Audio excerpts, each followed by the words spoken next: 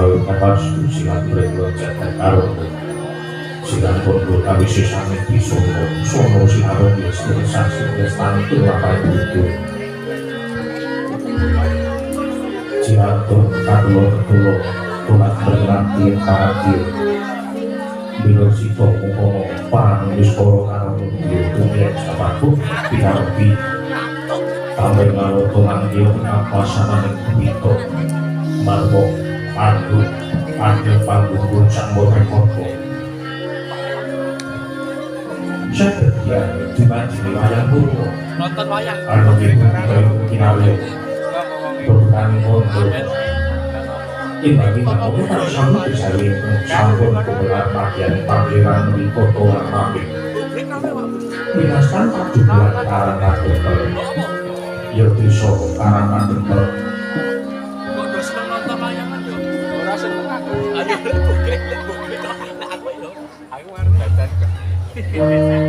Yo binasan kelapis sirih Purwokerto binasan karangkan depan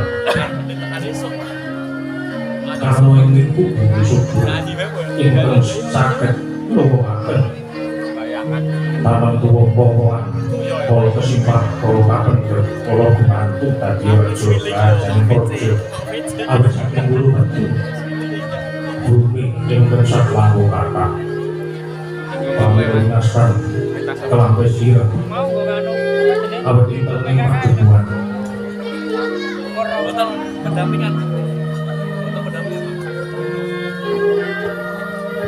wonten wit angges ingkang unesipun cakok nabyane pakuan wonten wisma babur limasan musnadu sepuh kebir gedhek inabur gamping cendela cendek nami ceki sangat jengin wisma ketinal umalet becang diwanmu akhir petak gendera pusaka bangsa ngamarta langsung kita ingkang kapendhelong Cinondro tanah sanes amung tetungguling padukuhan karang kadhepel ya pamung para Pandhawa inggih punakawan para Pandhawa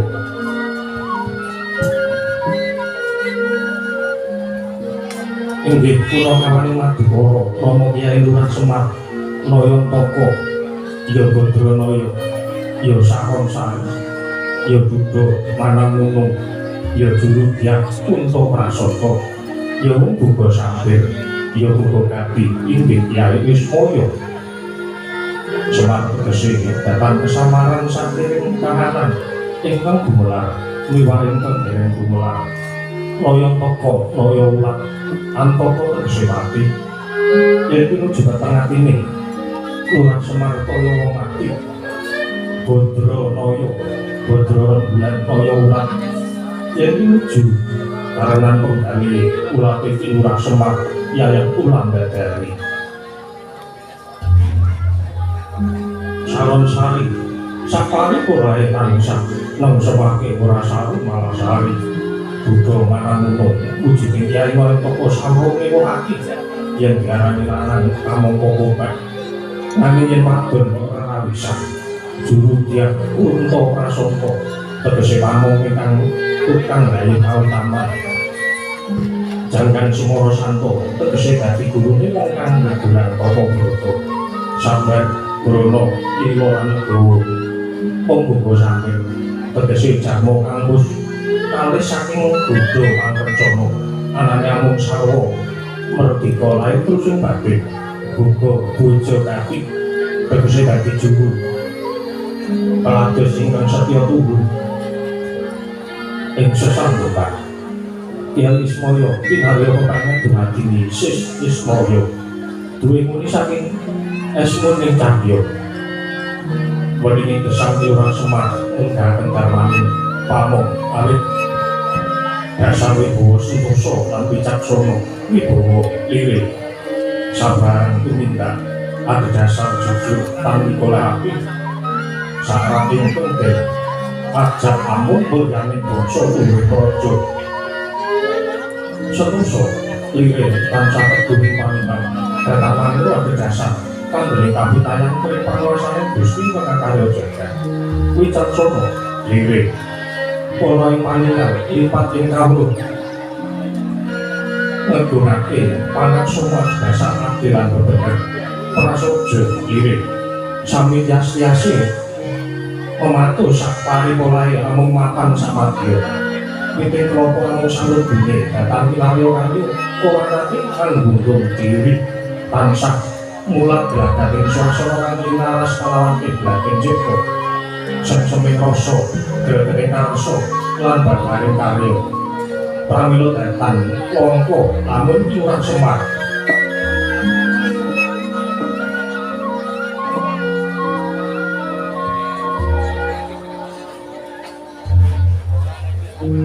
nadyan gajane ngaceblek menang sinebut sang pamomong agung sinuju dambine kawula sabuku karang kadempel turta cinaket dening silinan nata narendra awit saking pangaring bawane sang pamomong agung ngantos kene binasake ngrecoko gigiring urung gunggulake datang kene pinibat lelayakake prasasa dewa mane jawanta menungso kang pengawak dewa inggih sinebut pusaka bisa kandha jimat kang bisa ngucap sinten ingkang cecaketan kelawan tinular Semar ingkang lali dadi eling sing luput dadi bener kang cidra temah nalongso mintaraksama risa juga tinular Semar bodholaya nedheng ngamadyan ngati kadempel Sinogo sanggan para kawula sapadatan anak betul balabar yaya samudra tanpa tepi jejel liya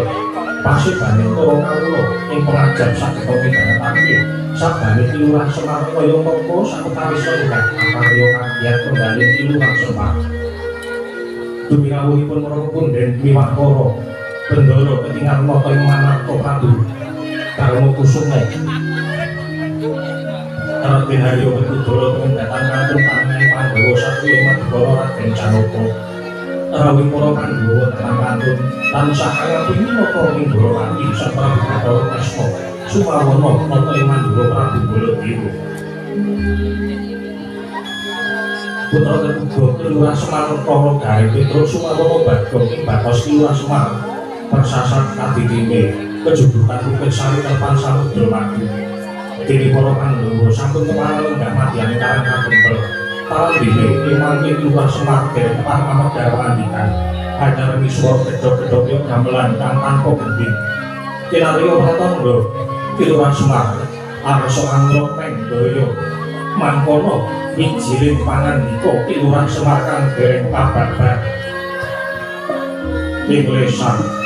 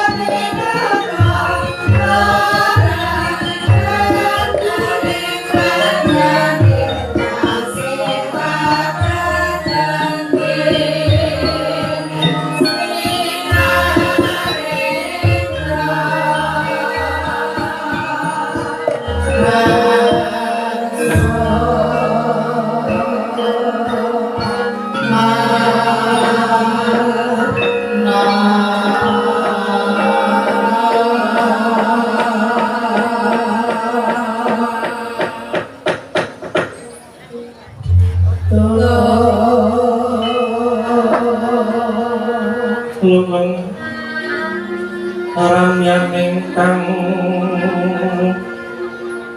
sesongko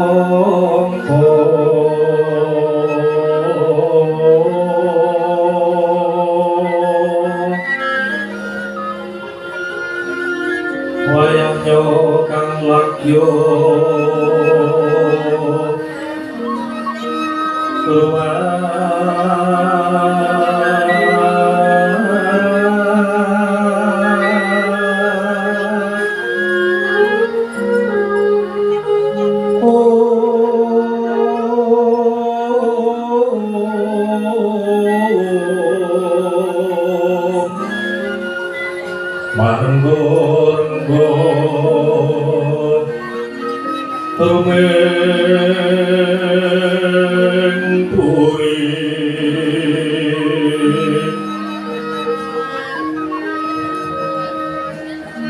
Yatyono siraman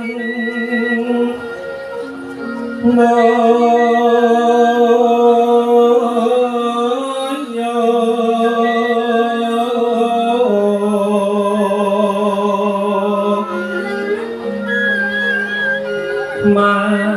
mandoyo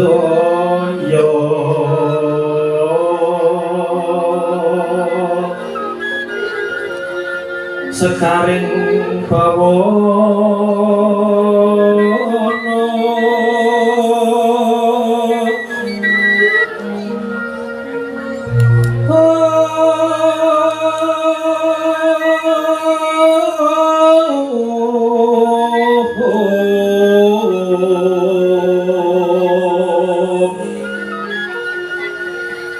Jalatri kang kapitaning Surya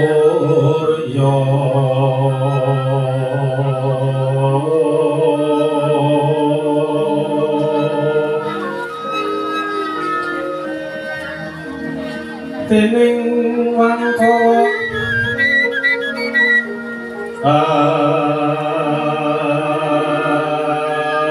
Andra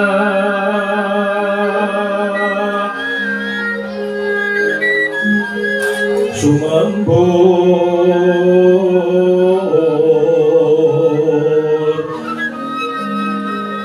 saking sarira risang sekaringan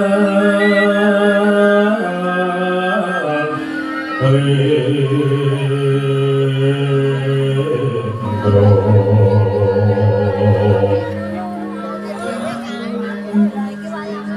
sumeng nala Setya asmara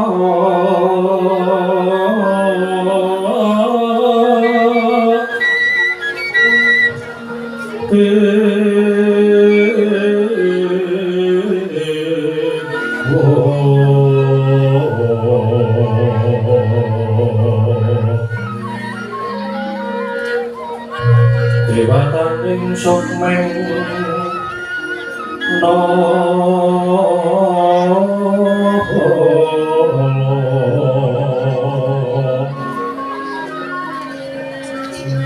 sarira kang madya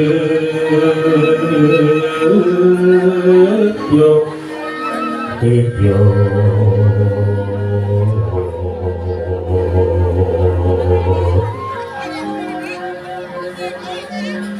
amuja harja harjaning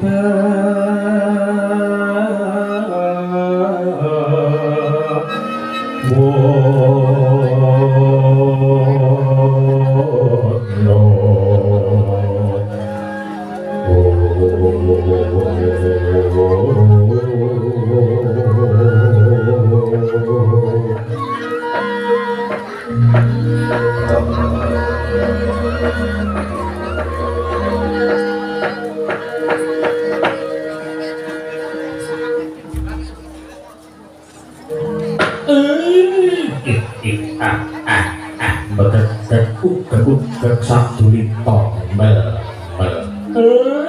Mula kok penjake padha kanter, jagone padha tarung ora kena dipisah.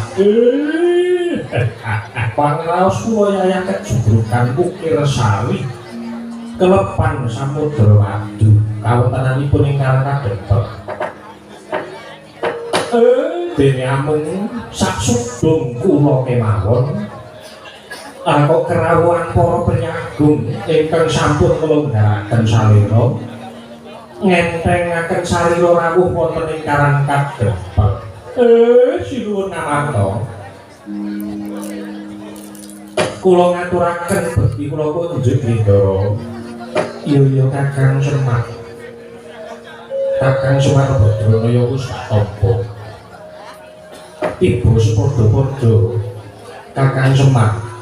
Aja gawe galaning atimu dewi pratanipun Dewa sakadat.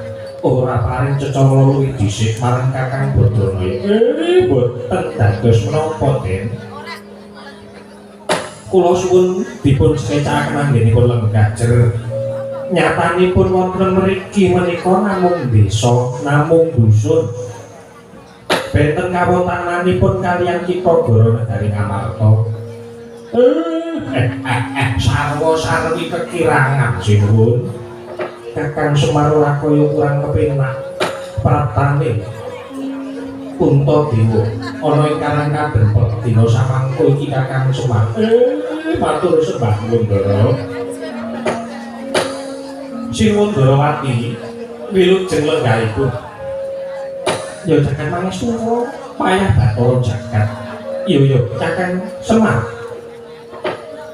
Tansah antuk kawidadan nek ing sambikala pratane Nata Ndarawati ana ing karang kadempet kene. Aku ngaturake salam taklimku katur ana ngarsane Kakang Semar Badranaya. Nggih kula tampi dadosaken bombong raosing manahipun ingkang abdipun Semar. Sinuwun. Sinuwun Madukara, bekti kula kunjuk ya caket wasinasan ning Jawata. Wayah Bathara Jagat. Kakang Badranaya ya. Tak tampa gawe pangabektimu kalawan Nata Indrawati, Nata Imandura, ora iwak mung tiba padha-padha. Sareh mawon sinuwun boten saged sesok. Yo Kakang arep iki wis saya wengi.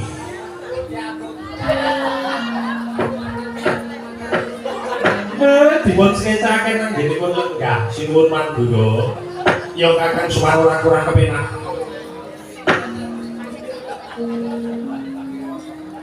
Ndara Werkudara sinuwun kanthi prayoga dirawuh wonten ing karang kadempet. Wah. Dipun ramaku rawanan sawiji apa? Nggih. Menawi mekaten dipun prayogakaken anggenipun lenggah. Yo Semar ora kurang prayoga. Ndara Janaka bekti kula katur Ndara. Iya Kakang Semar. Ndak tampa tiba padha-padha. Kakang Nayantaka. Dipun sekecakaken anggenipun lenggah. Kakang Nayantaka sasar susur kaya mangkene pancamu. Peda-pedae kula dipercaya kalih masyarakat mriki rada ndredeg. Ora dadi napa Kakang Nayantaka. Nggih dipun sekecakaken anggenipun lenggah. Ndara Janaka ora kurang prayoga Kakang Nayantaka. Petro kula Pak padha becik pisanmu Tru. Angsal pangestunipun Bapak mboten manggihaken setunggal punapa. Sawanipun ingkang putra pun kantong bolong wonten ing karang kadempet mriki Bapak. Ya syukur bejo sewu. Penak nanggonmu lungguh ya, Ger. Sampun boten kirang prayogi. Bapak Semar Badranaya. Anak aku nolo gareng padha kanthi raharja. Nggih, Pak. Mboten manggalangan sewiji napa. Sawanipun ingkang putra nolo gareng. Sembah kula katur mugi kunjunga wonten ngarsanipun Bapak Semar. Iya to, Le. Tak tampa mugi nadya jimat marang wong tuwa. Bagong. Kuwi Pak. Padha basuki anggon kita. Anggon musuhan ana ing Karang Kadempel. Ya, pangastumu Pak, ora ana alangan suwiji apa. Bektiku katur ya, Pak. Iya to, Le. Ya. Orang mimpi apa-apa lah kok ana para pepunden padha rawuh ana ing Karang Kadempel kene. Mangkene suwun. Niki enten napa kok sami rawuh teng Karang Kadempel. Sinuwun Puntadewa, sinuwun Ndarawati, sinuwun Baladewa, Ndara Werkudara, Ndara Janaka. Ati kula dadi melang-melang. Kuwatir kaya ninggal jejabang wonten sak pinggire jurang. Mongko sangertos kula niku nindakaken darmaning punakawan nggih sampun kula tindakake ing sak apik-apike. Aja nganti gawe gelo penggalihe para pepunden. Aja nganti gawe gelo penggalihe para bendara. Ning lah kok mboten kaya sagedakan menika sami rawuh iki wonten wigatos menapa? Napa ajeng paring pidana dhateng Semar? Umpami ajeng ndawahi pidana dhateng Semar, kula menika luput napa? Kula ngen salah ngen pundi? Ewadene nek sami ajeng paring ganjaran kelawan Semar. Lelabuhan napa sing pun kula tindake teng negara Ngamarta, Bro? Mugi kepareng ambak barna ingkang sayekti kula nedya nganglungaken jangga nilingaken karna. Kakang Semar anane para Pandhawa prapta ing Karang Kadempel sayekti amun mireng kabar arawat-arawat ingkang bineka bakul sinambi wawara pawarta binangging karna yen to Kakang Semar bakal duwe gawe. Kakang Nayantaka umpama pancen kaya mangkono ibu kaya ngapa geduning para Pandhawa lamun Kakang Semar tinggal marang para Pandhawa. Yen to Kakang Semar duwe gegayuhan iku padha karo gegayuhane para Pandhawa.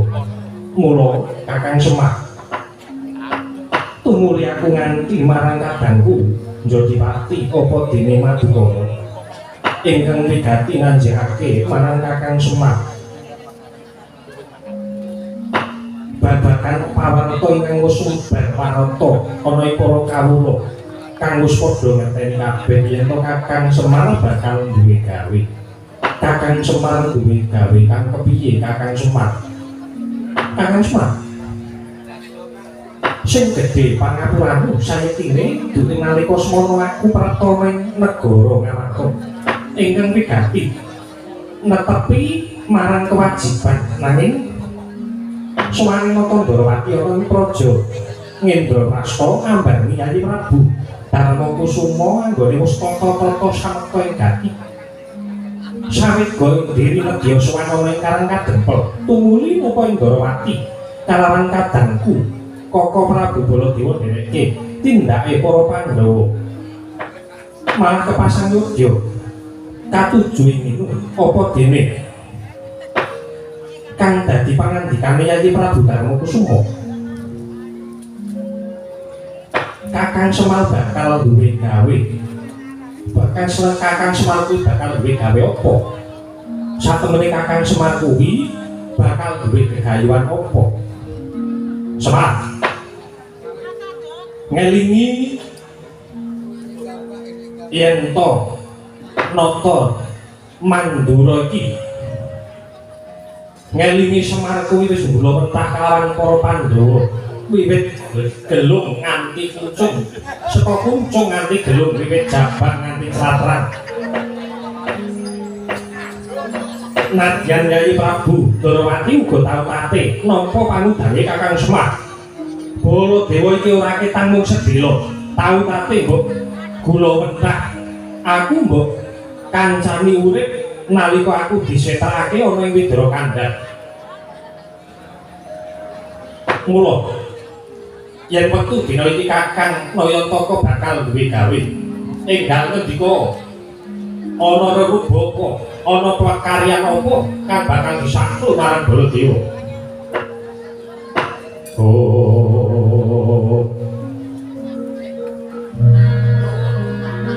Lelet ramyan ingkang driya lirwang Candra katawengan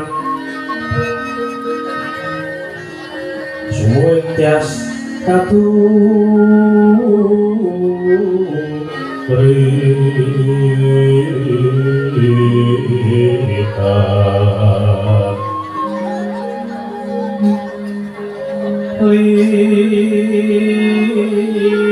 limut kabyataning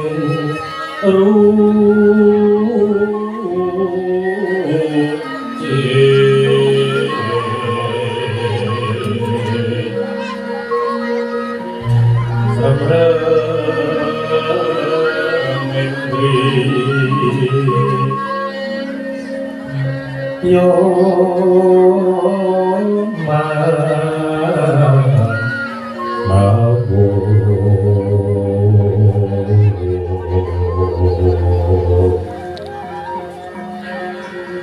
kekuwunging wangwe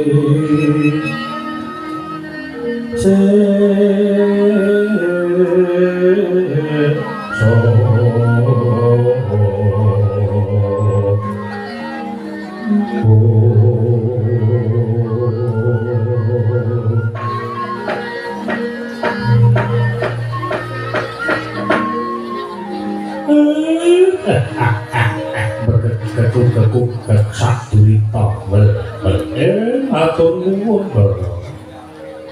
sareng sampeyan ngendika kados mekaten lah kok malah ati kula keloro-loro kaya disebit-sebit mboten kok perkara kula niku sedih ning ten mriki niki kula ngrasake gedene sing maha kuwasa agunge sing maha jagat adile sing maha tunggal lire kepiye Kakang Semar jagat niku kebak manungsa sing pun minger keblate kula niki umpama ditari Semar niku milih urip apa milih mati kula mesti njaluk supaya enggal dipulunga jagat kula manjing wonten ing tempat suci mergo kula wis kewawaken nyawang polahe menungsa kula wis kewawaken nyawang mobah musuh ing manungsa kang wis sami tilar dhateng tata kasusilan sami tilar dhateng raos kamanungsaning jebul taksih wonten pengarep-arep tumraping Semar